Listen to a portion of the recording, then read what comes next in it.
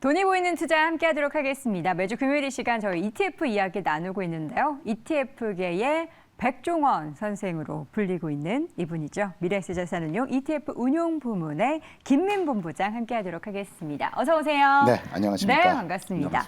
자, 오늘 본부장님께서 신규 상장된 ETF 소개해 주신다고 했는데 보면은요, 신규 상장 ETF가 어떤 섹터 혹은 어떤 시장에 관련한 ETF가 나오느냐를 보면 최근 시장에 이게 대세구나라는 걸 좀 알 수 있는 것 같아요. 네, 맞습니다. 그 신규 상장 ETF를 제가 오늘 4가지 따끈따끈한 ETF를 준비해 봤는데요. 네. 2개는 인컴형 ETF고 한 개는 전략 기술에 투자하는 미래에 투자하는 ETF고요. 하나는 태양광에 투자하는 ETF입니다. 그래서 네. 현재의 그린 에너지라든지 아니면 혁신이라든지 아니면 또 장이 워낙 출렁거리다 보니까 인컴에 대한 관심들이 많으신 것 같습니다. 네, 인컴형 ETF부터 그럼 먼저 한번 확인해 볼까요? 네.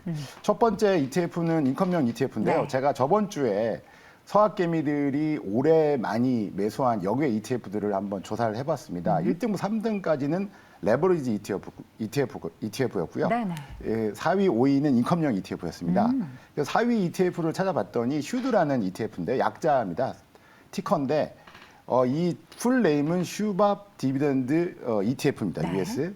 이 SCHD ETF가 굉장히 큰 인기를 얻었고요. 이 동일한 지수를 가지고 타이거 미국 배당 다우존스라는 ETF가 6월 20일 날 상장되었습니다.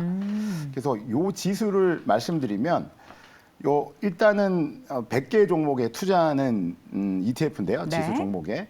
일단 여기 들어가기가 쉽지가 않습니다. 첫 번째, 10년 내내 한 번도 찬해도 빠짐없이 배당을 지급을 해야 되고요.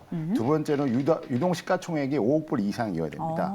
그리고 3개월에 일평균 거래 대금이 200만 불 이상이어야 되고요. 이 종목들을 모아서 이제 1위부터 100위까지 해서 상위 고배당 종목을 가지고 만든 지수입니다. 네, 신규 상장 ETF 가운데서 인컴형 ETF 타이거 미국 배당 다우존스 ETF는 요 기준이 까다롭기 때문에 요 100개 안에 든 종목은 어떻게 보면은 옥석을 많이 가르셨다라고 볼 수 있을 것 같습니다. 또 다른 ETF 또 뭐였죠? 네. 두 번째로는 또 5위를 봤더니 제피라는 ETF였거든요. 제피. 풀 네임을 말씀드리면 JP 모건 에쿼티 프라임 인컴 ETF인데 영어라 헷갈릴 수 있습니다. 영어라 네. 조금 헷갈리네요. 양해해 주시고요. 네, 그 약자가 이제 JEPR, JP라는 티커로 불리고 있는데 네네.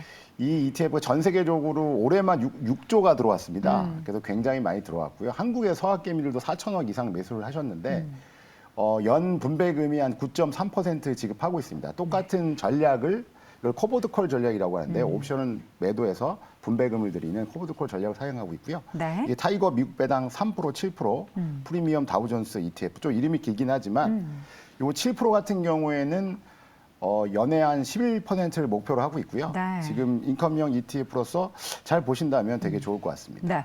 자, 이어서는 미래전략 기술 액티브 ETF인데 일단 개별 종목을 고르는 건데 전략 기술 뭐 네, AI 네. 뭐 이런 거 말하는 건가요? 맞습니다. 반도체라든지 디스플레이라든지 네. 이체전지. 우리나라 정부가 정한 12개의 혁신 산업들이 있습니다. 네네. 거기에 투자하는 ETF고요. 45개 종목으로 이루어져 있습니다. 네.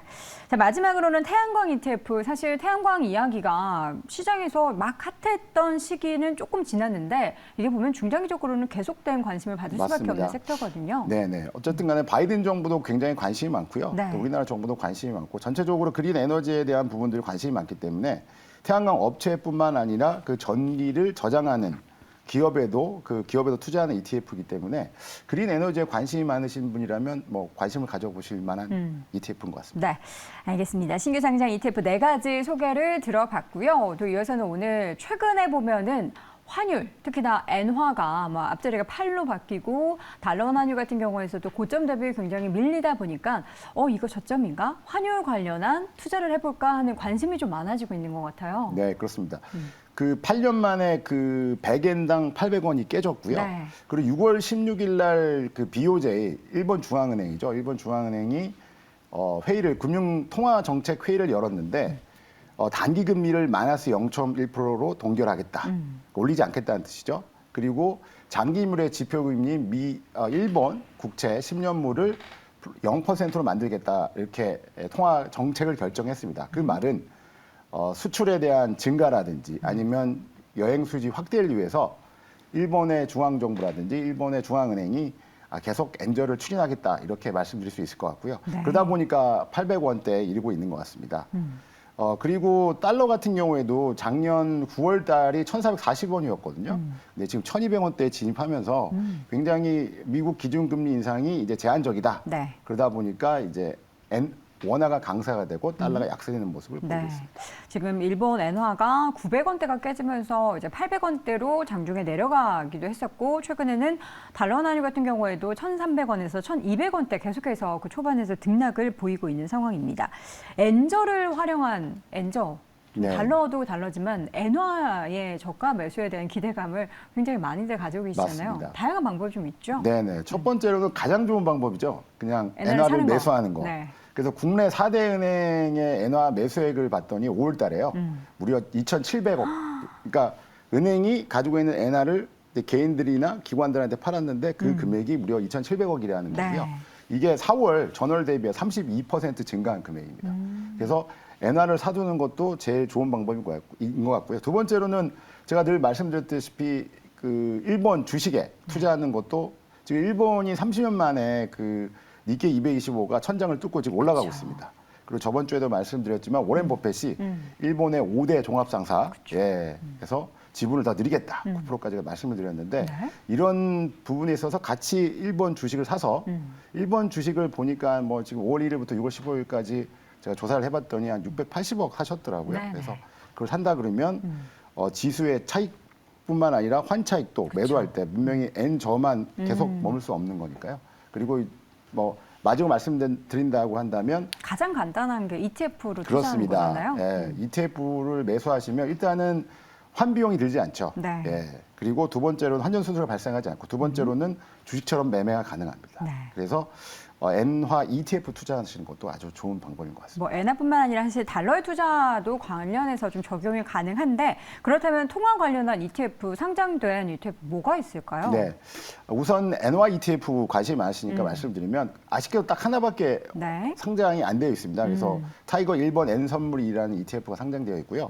오늘 보니까 600억이 죄송합니다. 600억이 넘었더라고요. 네. 그래서 한 달만 이번 한 달만 한 300억 이상 개인이 순매수하면서 지금 폭발적으로 증가하는 모습을 보이고 있습니다. 네. 그래서 다른 ETF가 솔직히 말씀드리면 일본에 대한 관심이 좀 오랫동안 크니까. 적다 보니까 상장된 ETF가 한 개밖에 없어서 네네. 다른 ETF도 많이 레버리지 일본 N 레버리지 뭐 일본 N 인버스가 많이 상장되었으면 좋을 것 같습니다. 그리고 네. 달러 미국 달러 관련된 ETF는 굉장히 많이 있는데요. 달러 레버리지 네. 그리고 밑에 달러 인버스 2X 그래서 총 6종이 상장되어 있습니다. 네. 브랜드로는 타이거, 코덱스, 코세프 이렇게 상장되어 있습니다. 네, 아무래도 이제 엔화에 대한 관심이 뜨거워지면은 관련한 레버리지 상품도 나오지 않을까 싶은데요. 그건 이제 나오게 되면은 저희가 이 시간을 통해서 확인해 드리도록 하겠습니다. 자, 오늘 돈이 보이는 투자의 시간 미래세 자산 운용 ETF 운용 부분에 김민 본부장과 함께했습니다. 고맙습니다. 네, 감사합니다. 자, 현재 구간 시장이 아쉽게도 코스닥도 약세로 돌아섰습니다. 코스닥 지수 약보합권 코스피도 0.75%까지 하락폭 키워가고 있는데요. 이 외국인의 선물 매도가 이 오후장에는 또 어떤 변화가 나타나게 될지 잘 지켜보시기 바랍니다. 저는 다음 주 월요일 10시 30분에 다시 돌아오겠습니다. 여러분 고맙습니다.